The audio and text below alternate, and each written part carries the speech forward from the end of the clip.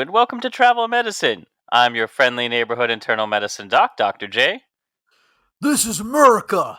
You're listening to Dr. Santhosh, your pediatric infectious disease badass neighborhood doctor from America. Yeah. Getting a little summer slam in there. Yeah. I can't keep this up. That hurt my throat so bad just now. Welcome, one and sundry. Yeah, it's just been the 4th of July. That's right. It's the Travel Medicine Podcast Yeah. Holiday Extravaganza. Ba-ba-ba-ba-bow. Yeah. Boom, boom, boom. Let me hear you say hey-yo, hey-yo. Da da da da da da da da. Which I would have enjoyed John Philip Sousa March being like our national anthem rather than the whole the rockets red glare and everything. Santhosh, what was is an always so American much fun. holiday without rockets and exploding? Yeah. I remember the old, the Simpsons way back when we were kids as like celebrate the birth of your nation by exploding a small portion of it, which was Apu selling illegal fireworks out of the back of the Quickie Mart because the man knew how to make a buck.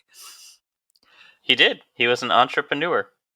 Yeah, absolutely. An entrepreneur. Yeah, yes, there have been explosions which have passed and not only celebrated our patriotism but caused multiple injuries and scared our pets. All sorts of things. Now, I know what you're thinking. On a holiday extravaganza post 4th of July, we are obviously going to talk about drunken injuries, right? The most common kinds of injuries on the 4th of July are usually due to alcohol, fireworks, surprisingly not tobacco. At least not short term. Really? Oh, okay. I would have thought someone was going to light, an M80 with a cigarette. Well, indirectly, I can't speak. Sure. Yeah. And No, although inhaling fireworks smoke, if you are close to it, close for a given level of close, can exacerbate respiratory diseases such as asthma, COPD, sinus infections, and allergies because there are several toxic chemicals in fireworks smoke used to make all the pretty colors. Yeah. You oftentimes need metals or metallic alloys that are going to burn pretty iridescent colors in order to produce purples and golds and greens and all the other stuff that you get. Those are just chemical reactions that show us different colors of the rainbow when different substances hit their ignition point. That's really all it is. However, inhaling smoldering, tungsten, things like this is not generally a good idea, Smoldering tungsten's a good Tinder nickname. Hey, baby, I'm smoldering tungsten. So before we dive into our holiday explosive extravaganza, let's take a brief moment to thank all of you who have signed up so far for the mailing list so you can find out when we're going to be coming to a town near you, which may be soon, may not. Yeah. We're only 2 people. We can only go so many places at one time.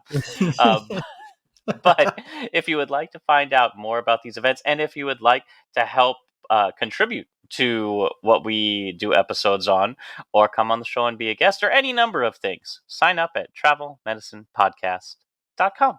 It's so easy. Yeah. And you even get a free Around the World in 80 Plagues book. Yeah, it's our way of saying thank you. We won't give away too much about it, but there are sausages involved. Deadly sausages. Which Who brings wants us our sausage book? Sorry, moving on.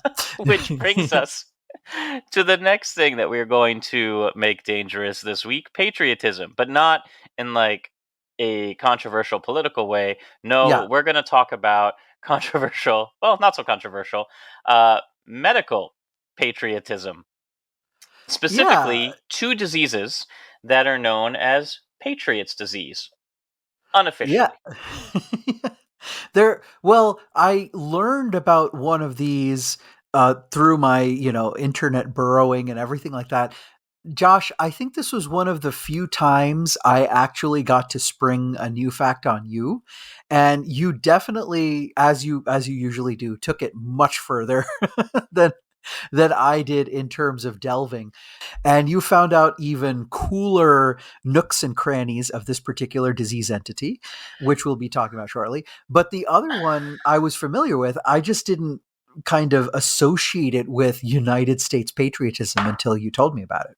My Yeah. job, described badly, is digging into nooks and crannies. Yeah. Yeah. It started in medical school.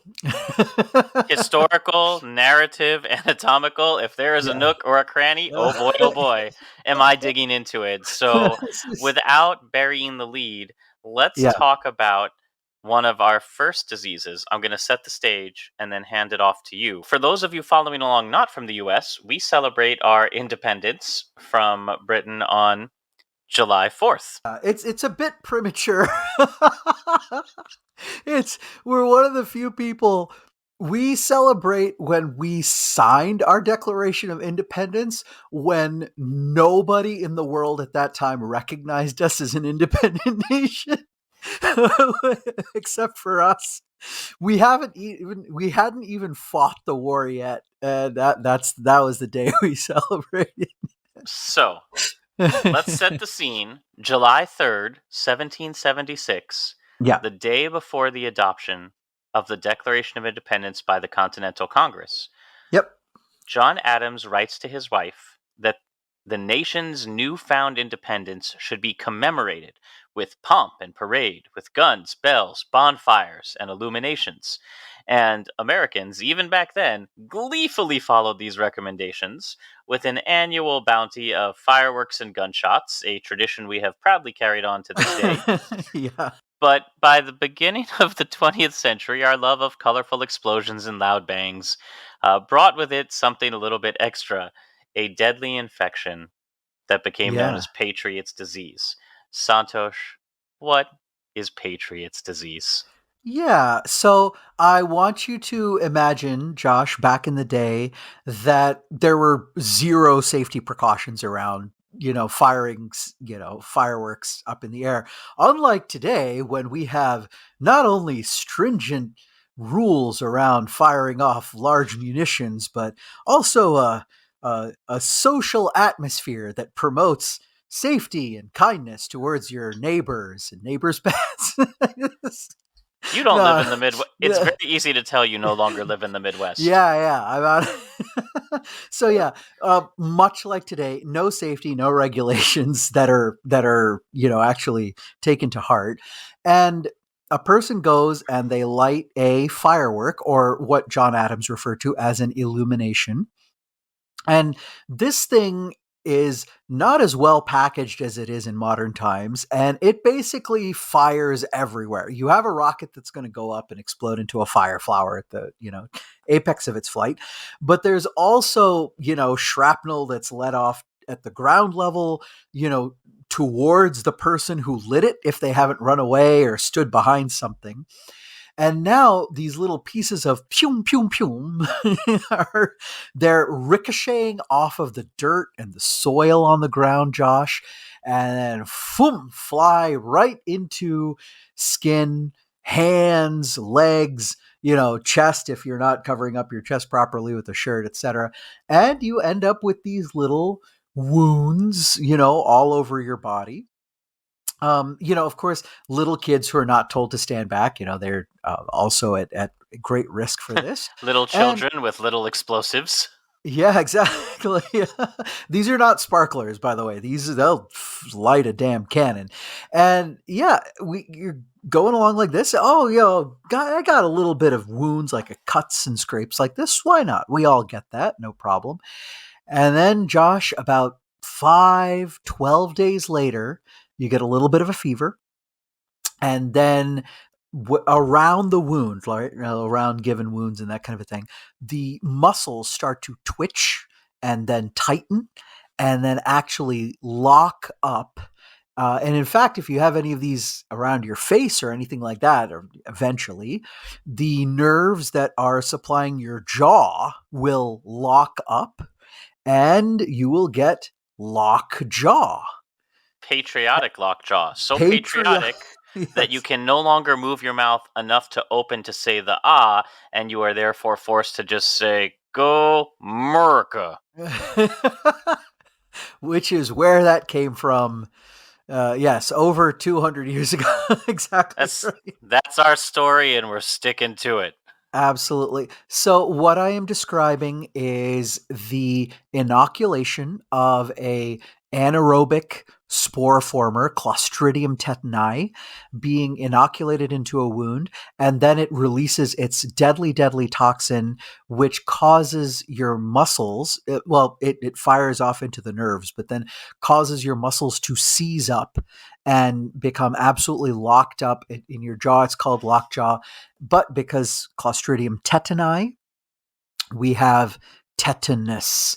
And this is what we call as a patriotic tetanus or 4th of July tetanus. And Josh, the reason it was given this name is this was an annual tradition.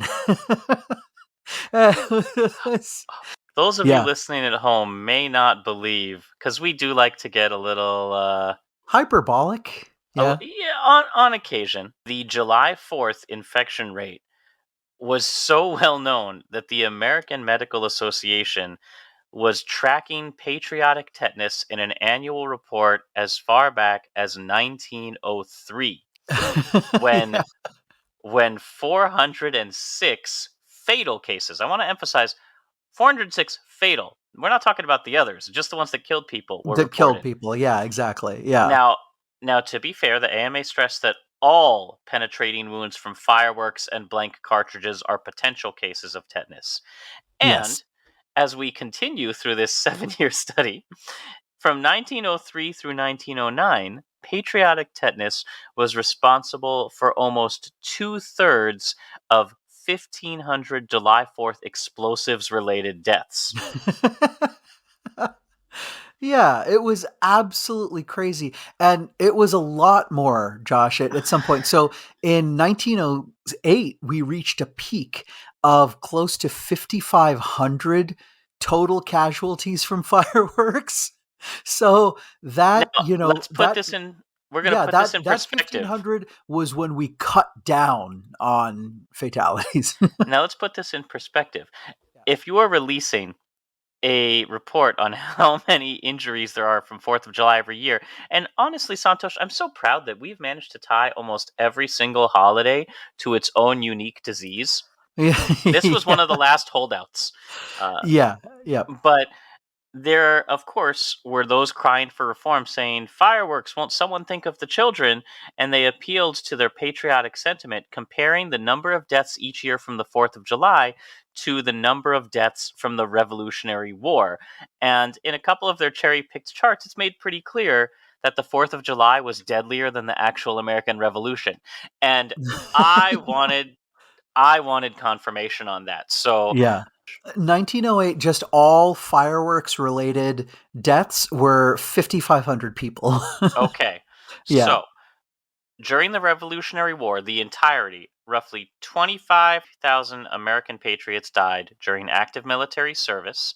Okay. Of these, approximately 6,800 were killed in battle, while Okay. 17,000 are confirmed to have died from disease, mostly while prisoners of war. Okay. Got it. Got it. Okay. So, yeah. So we just about, a little bit shy on the fireworks. We were So, pretty damn so close. fireworks almost killed as many people as died in battle. Yeah. Not as much of an exaggeration as you may have thought. Yeah, it was bedlam. It was absolutely insane. And the interesting thing, Josh, is as the American Medical Association started tracking these, and then the lay press, such as the Chicago Tribune, where tetanus was endemic at the time, as they started to pick this up, the interesting thing that happened is that we started getting lower and lower on fireworks deaths in total, But the problem was we didn't have excellent treatments for tetanus. We didn't have prophylaxis yet. We didn't have the vaccine. So the proportion of deaths from tetanus actually started to rise because they took up more and more of the fatal causes after being, around or hit by shrapnel of fireworks and that kind of a thing. Whereas like the actual wounds from fireworks overall, just, those fatalities went down from 5,800 down to 1,500. So those of you who complain, why do they do these city fireworks displays behind all these ropes and Yep. with all these extra safety? It's because the medical association had to track July 4th injuries specifically. Now, Absolutely. tetanus or Clostridium tetany Hmm. is, as we've spoken about in our 80 plagues episodes, a spore former, and spores like to hang out in the dirt. They're like special little time capsules that are buried Yeah. in the dirt for surprise infections later. Yeah. And when fireworks explode on the ground, such as when you're lighting a fuse, stepping back and waiting to go, yep. um, Yeah. the shrapnel, even if it doesn't necessarily cause enough gaping wounds, can Sure. just cause small, tiny, almost unnoticeable skin tears.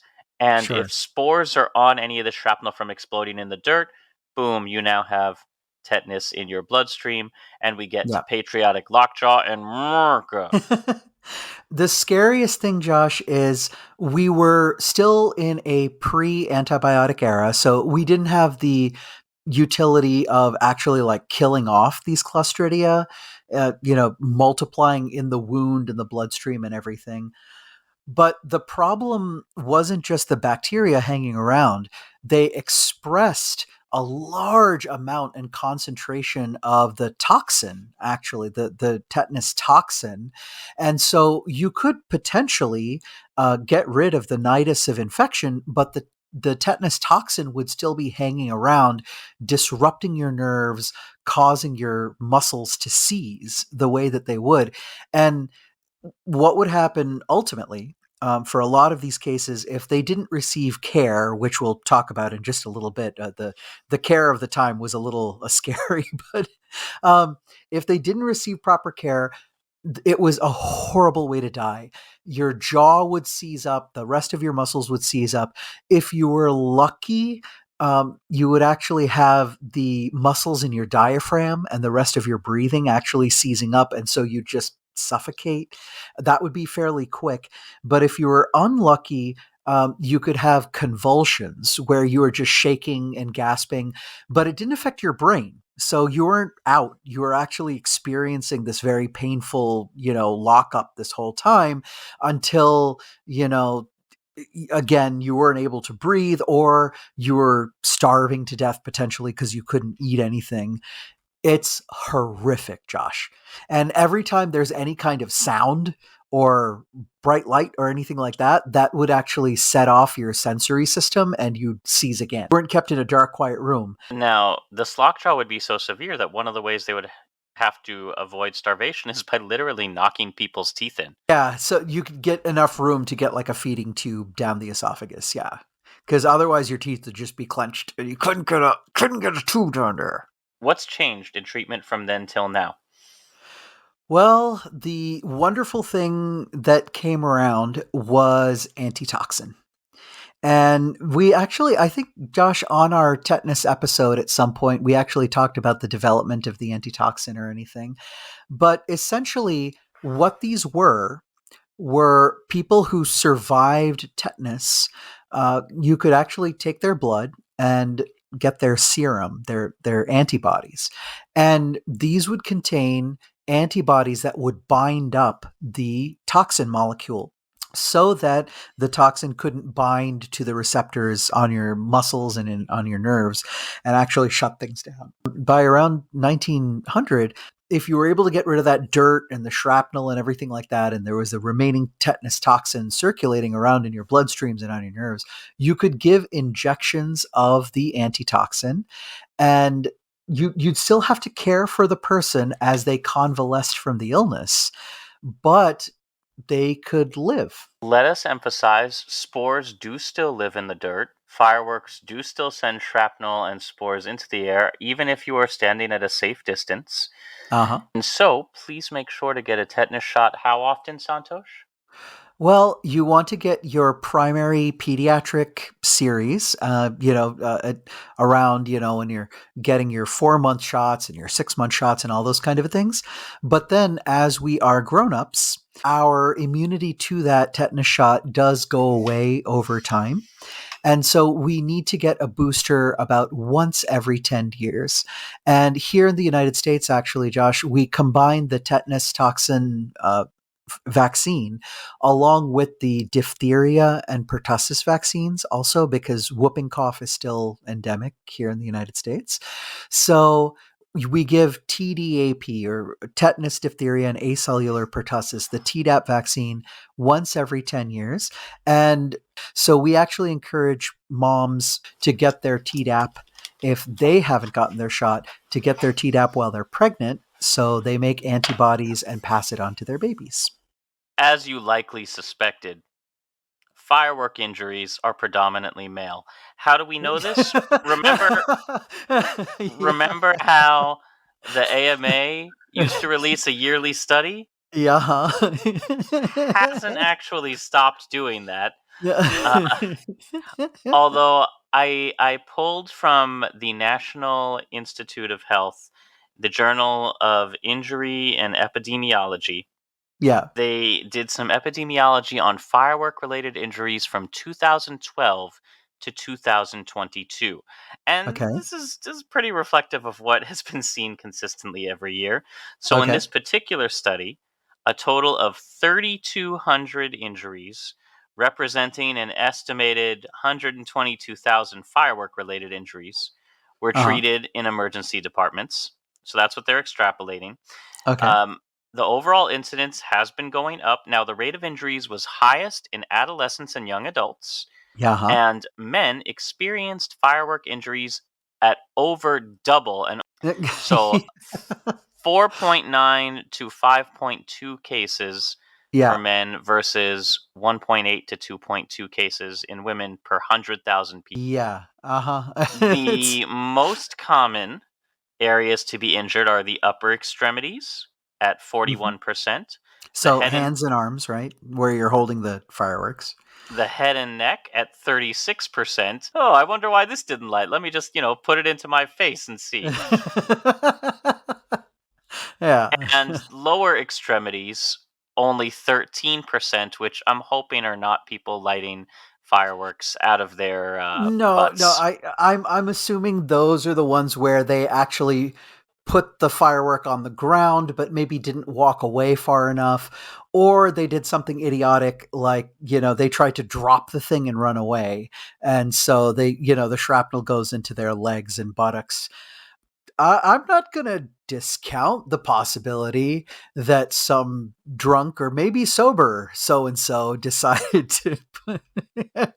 Well, so I've now that we've talked about patriotic lockjaw, which almost certainly was, if not predominantly, then heavily male related, I feel like it's only fair that we flip our coin and take a look at a female patriotic disease.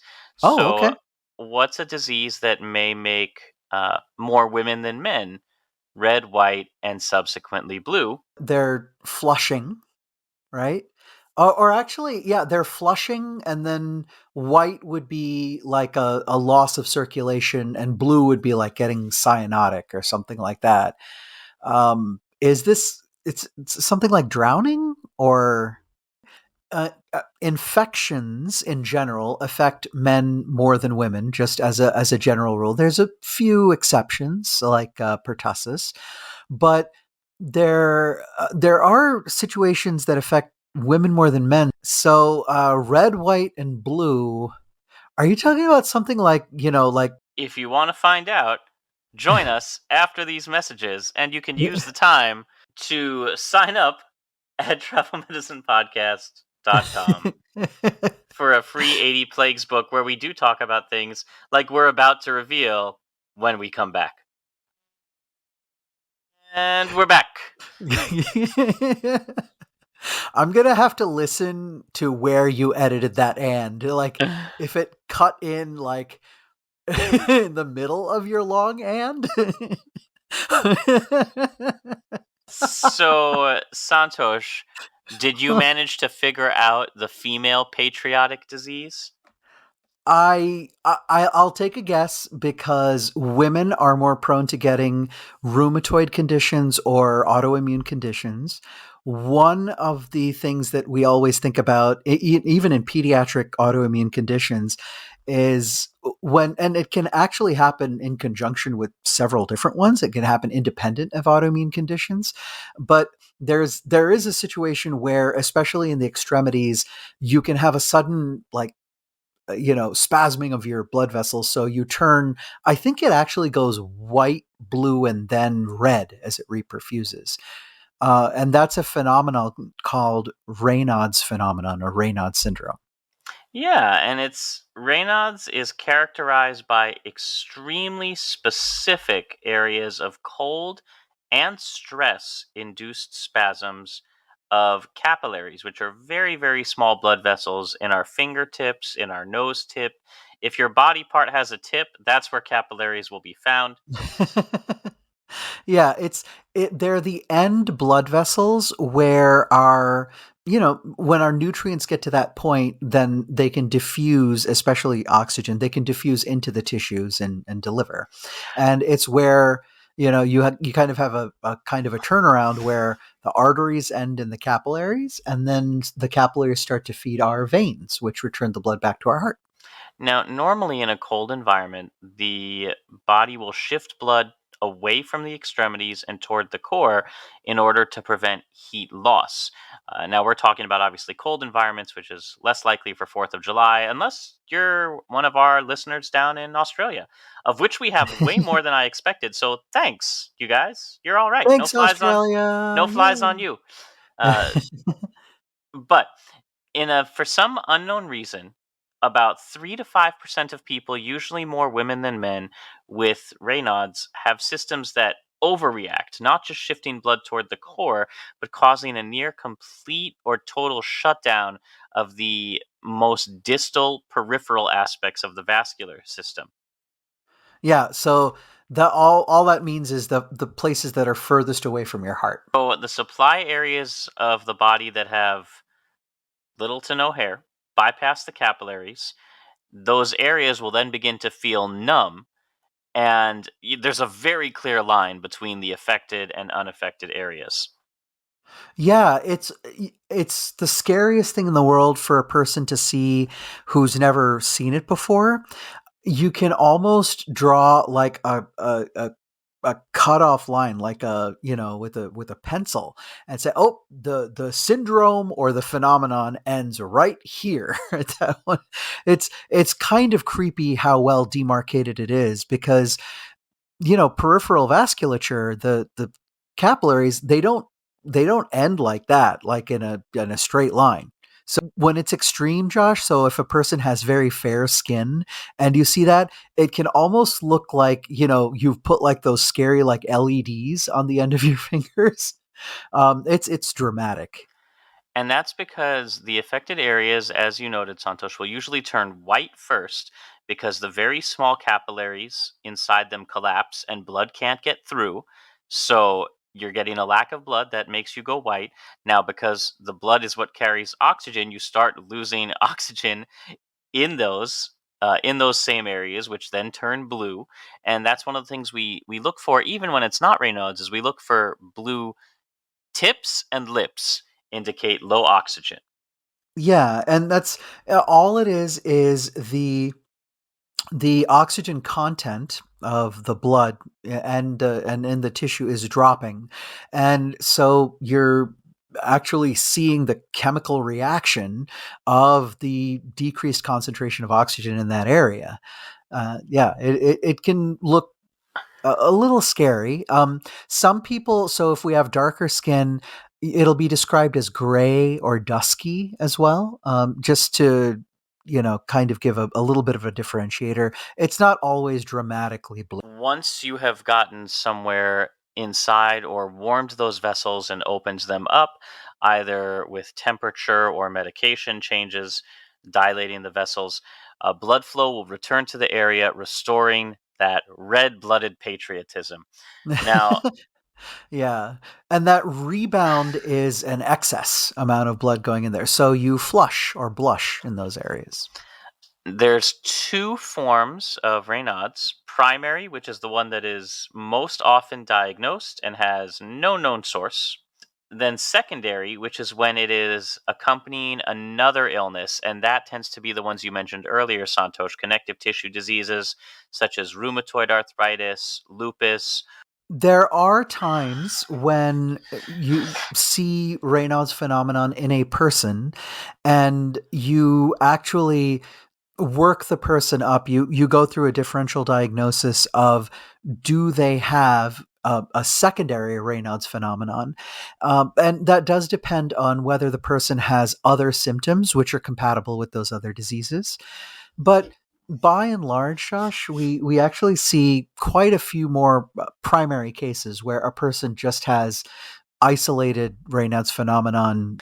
Now, primary Raynaud's is uncomfortable, but it's not dangerous. You do not die from primary Raynaud's. Secondary, however, the one that's associated with mixed connective tissue diseases, is usually more severe, tends to start after age 30, and because of the extensive degree of shunting, if it goes on long enough and blood flow is chronically shunted away from an area, can cause gangrene, which then leads to a need to amputate fingers and toes. And that's one of the scary morbidities of that particular autoimmune disease. So that's our male and female patriotic diseases. I am going to talk about one last condition that I think is important to mention. Santosh, I don't know if you've noticed this, but summer in the northern hemisphere around July, Yeah. it's quite Uh-huh. hot.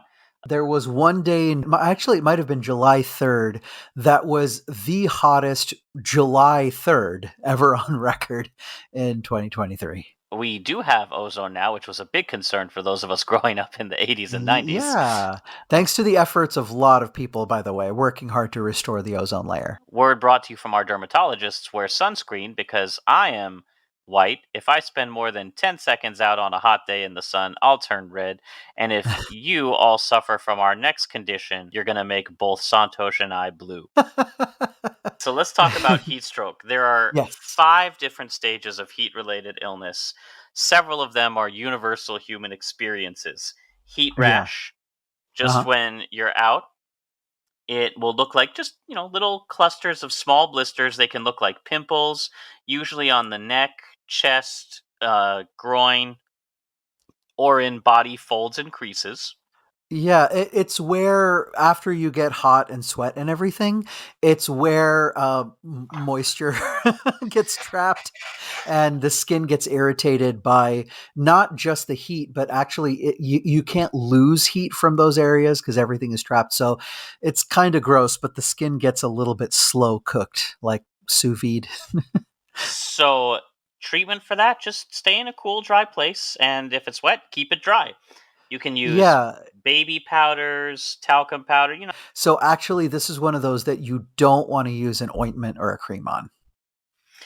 Next, sunburn. Painful. Yay. Red and Oh warm my God. skin can form blisters. There are second and even third degree sunburns, Mhm. but usually this is something we're all aware of. Wear your sunscreen. Mhm.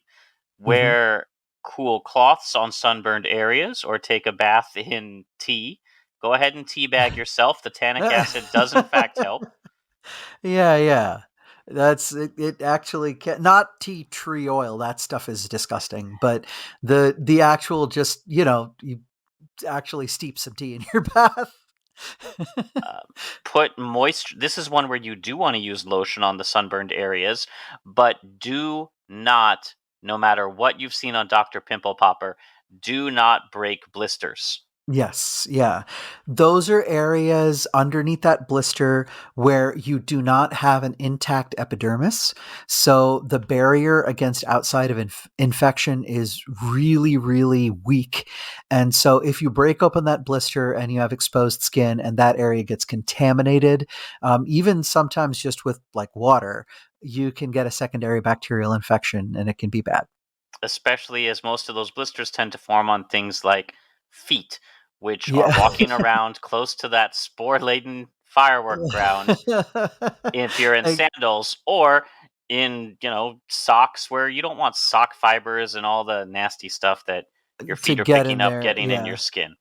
Not to mention, underneath there, that skin is very raw and sensitive, so it's gonna hurt like the dickens. So yeah, do let that blister, kind of. It's gonna be gross, but the fluid will ooze out, and that dead epidermal layer on the skin will wrinkle up and protect the layer underneath while it heals. So you just keep that, that wrinkly blister skin on top. Now, moving on up our heat related illnesses chart, we Mm. start getting into the more athletic ones. The sunburn and heat rash are more sedentary Yeah, problems. that's we sit around and get those. Yeah, exactly. But once you're maybe playing a game of basketball or going for a jog or Yeah. something, you get heat Or if you cramps. decide to go like Top Gun, like volleyball style. You'll start noticing heavy sweating during intense exercise, accompanied by muscle pain or spasms. Now, the easy thing is stop the physical activity, move to a Mhm. cool place, have some water or a sports drink, and wait for the cramps to go away. This is truthfully what most people probably are thinking of when it's the don't eat for half an hour before going into the pool. Yeah. Not so much because of the digestion, but because you don't want to get heat. Like, when are people swimming? When it's When it's super hot hot. Yeah. outside. Exactly.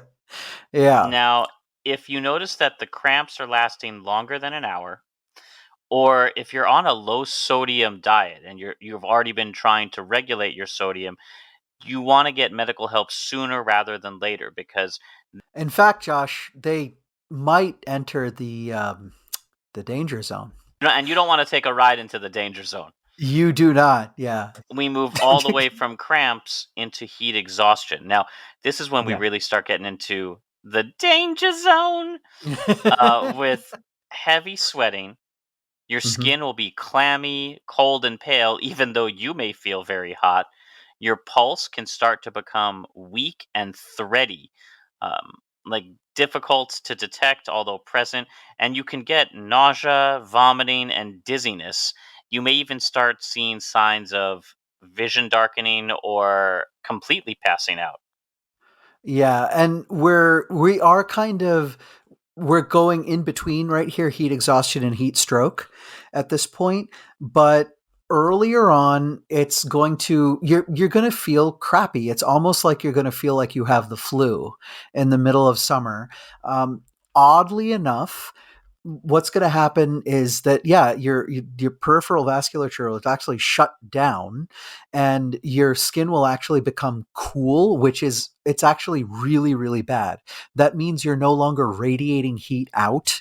You'll actually be able to tell if you're on the outside looking in, like if you're seeing a friend with heat exhaustion, because they'll start to act a little odd, especially very irritable, and their body signals are going to recognize that, like, say something's wrong, and they'll become excessively thirsty if they're able to. If they're already down the road of heat exhaustion where it's getting severe, they may not be able to get to that point because the nausea might overtake them. And even though it's a maladaptive response, because you're losing even more fluids, they might get nauseous enough to throw up. And now you're actually in a scary spot because you're trying to get this person to take in water, but not only will they be nauseated and they won't be able to take water, but if they are paradoxically extra super thirsty as well, they'll try to gulp the water and their stomach will spasm and they'll vomit it right back out, along with excess fluid on top of that. This is what you So, start seeing in more of like longer distance athletes, marathon runners, bikers, Yes. Yeah. people who are doing these long.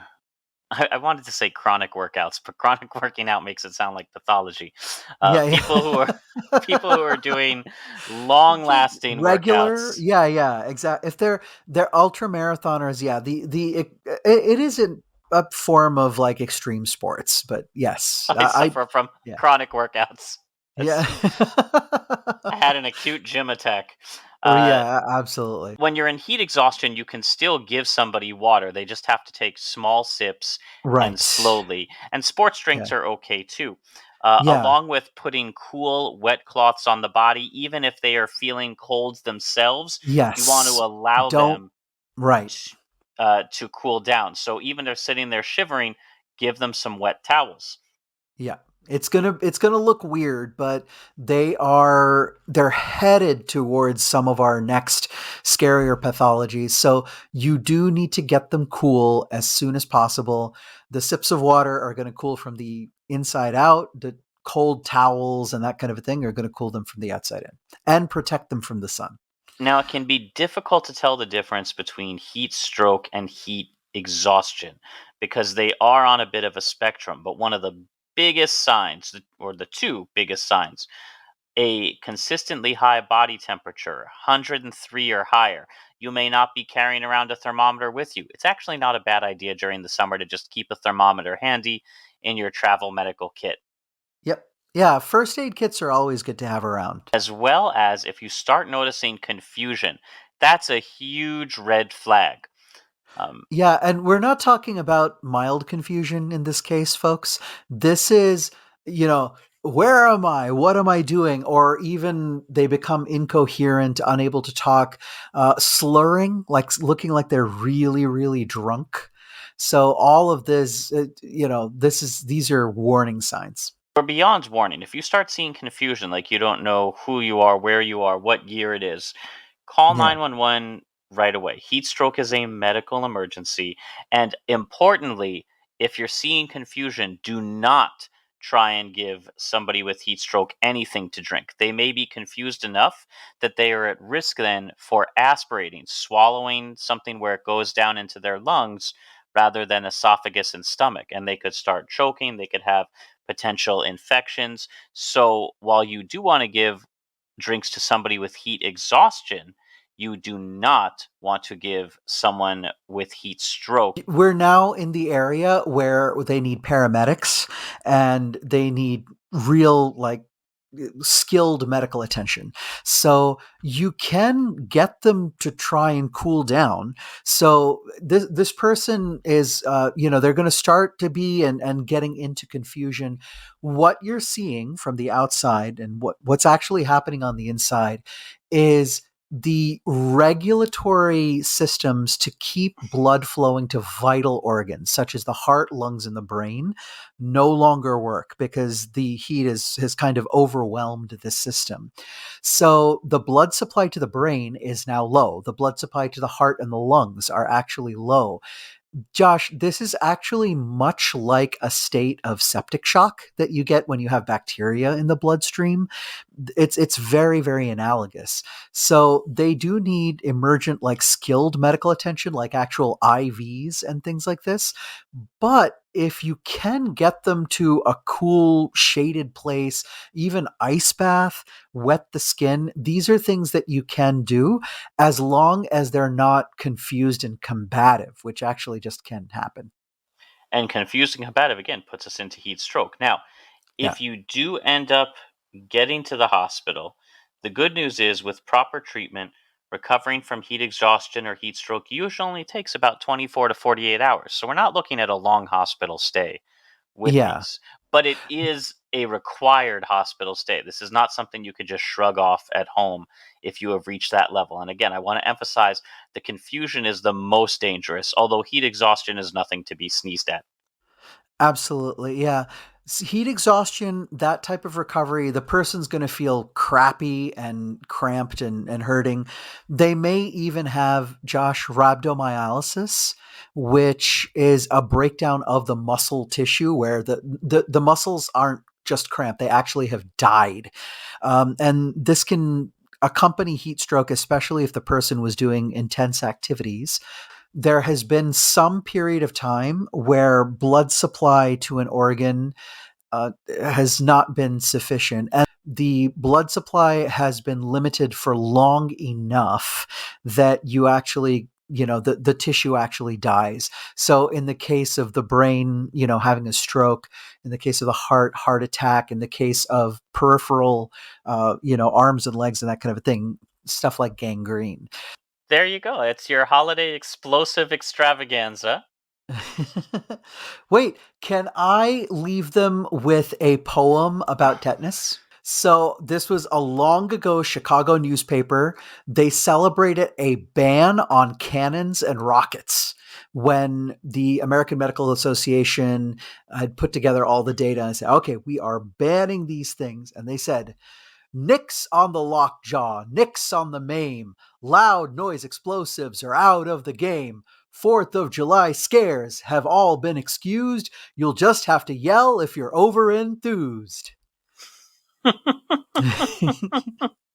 Yeah. And so that was actually from, the time in a Chicago newspaper when they said, okay, we are finally banning this stuff. We don't want people to get tetanus anymore. And they celebrated that with a poem, 1914. That's it for this week. As always, we love to hear your comments, questions, and feedback.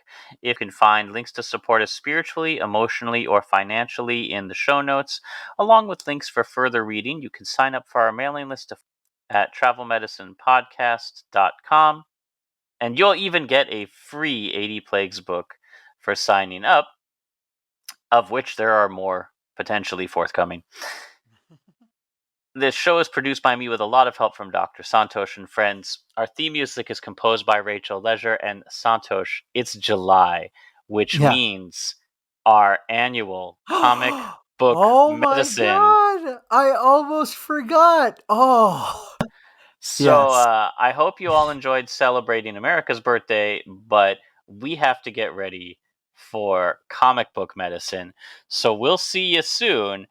And until next time, as always, keep a song in your heart, soap on your hands, a shot in your arm, but no shrapnel in your body. No Yeah. shrapnel or spores in your body. Yeah. Practice safe fireworks. And until next time, as always, happy travels. America. Heck yeah!